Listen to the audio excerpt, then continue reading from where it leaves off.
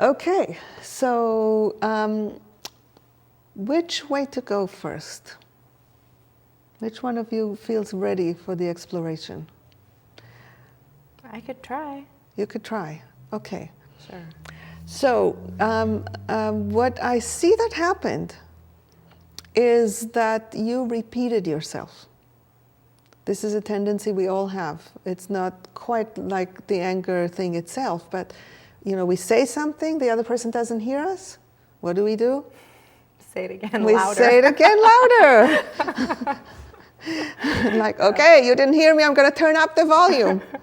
So if we're thinking pragmatically, if I'm saying something and the other person is not hearing me, there must be a block.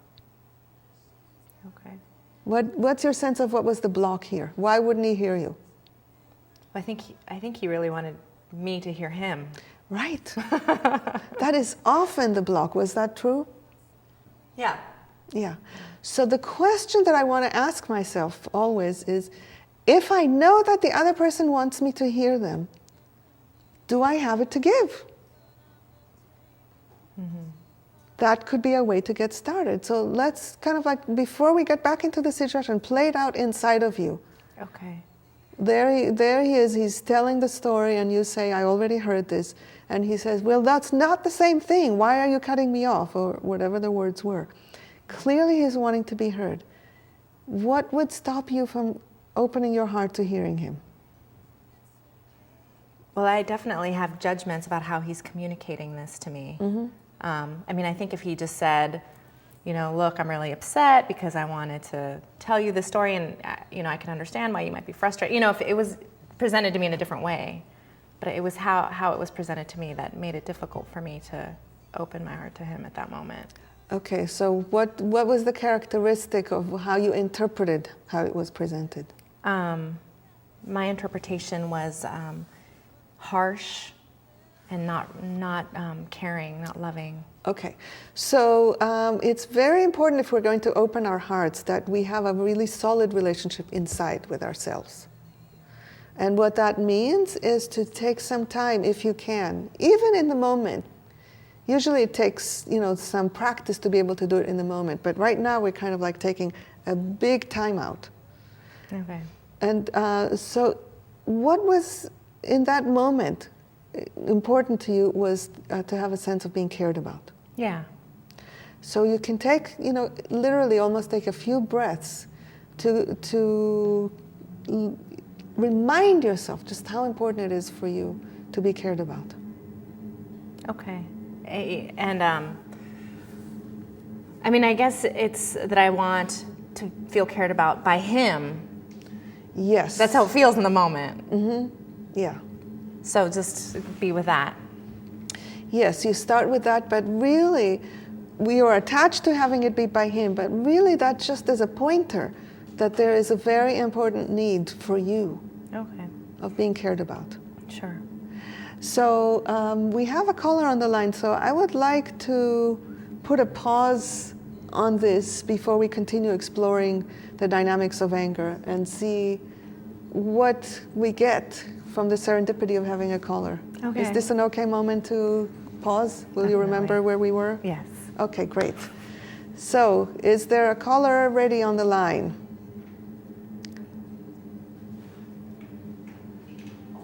Okay, the caller is Jack from Oakland. Jack, are you there? Is Jack there? Hello. Hi, Jack. Hi. Welcome. Welcome to the conflict. I'm not quite sure how to proceed. I guess I talked to the screener and she said I was supposed to state my needs and feelings. Jack, I'm going to Yeah. ask you to slow down your speech because I'm having a hard time hearing you when you speak this fast. Are you able to speak more slowly? Sure. Thank you. So tell me what's on your mind and heart. What would you like us to work with today? Well, I have a relationship issue, communication with my girlfriend. It's sort of a pattern, I guess, that concerns me that we fall into where I get upset. I guess we both get triggered, but I'm the one with the anger problem. I guess I get angry. So did you say that you get angry, Jack? Yeah. Okay.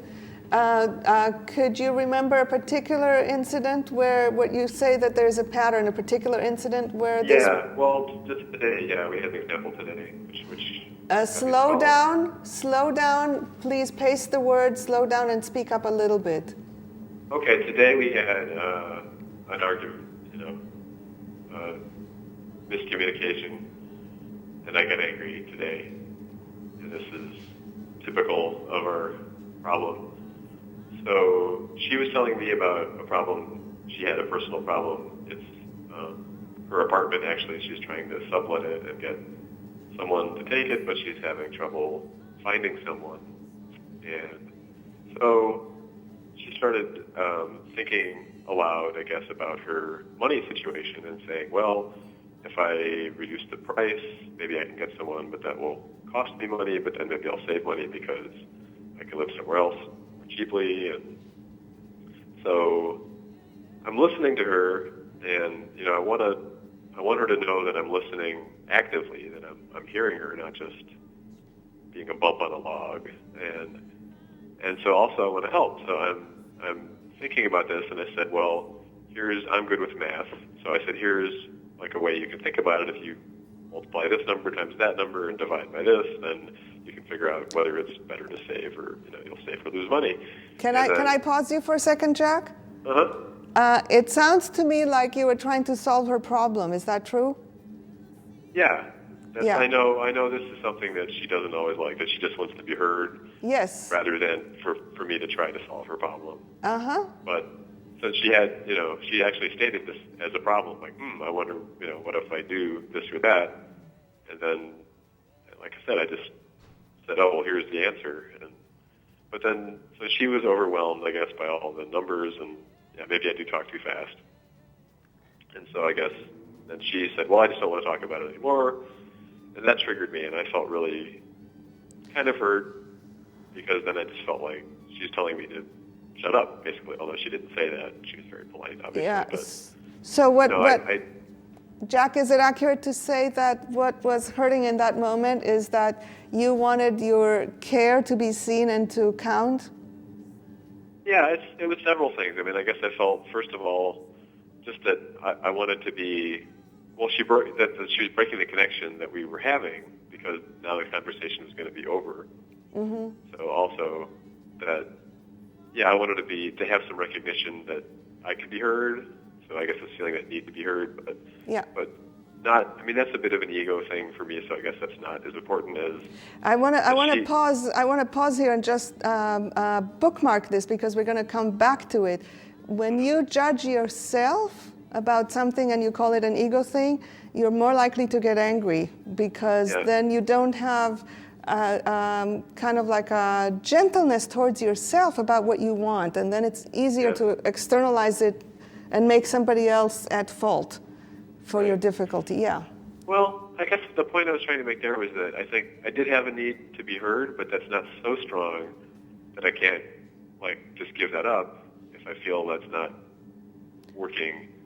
But what I felt more was that I wanted recognition of the fact that I had her best interest in heart, that I was trying to do something helpful and be, show my caring for her by this, but then she took it as something that she didn't want, and so that's what hurt. Okay, so what the most important thing is that you, if I understand it correctly, is you were trying to help her, and you wanted her to notice that, and for that to count towards something, the fact that you're trying to help her. Yeah. Okay. So it just upset her. And it just upset her, and so so everything went wrong. It was hard for you that she was upset instead of grateful for the help that you were offering. Exactly. Yeah. Okay. Thank you. So we're going to play this out here in the studio and look at it a little bit, and afterwards I'll get back with you and check in with you to see what was useful or not in what we did. Okay. So I'd like you to stay on the line so you can hear us, but we're not going to be talking with you directly.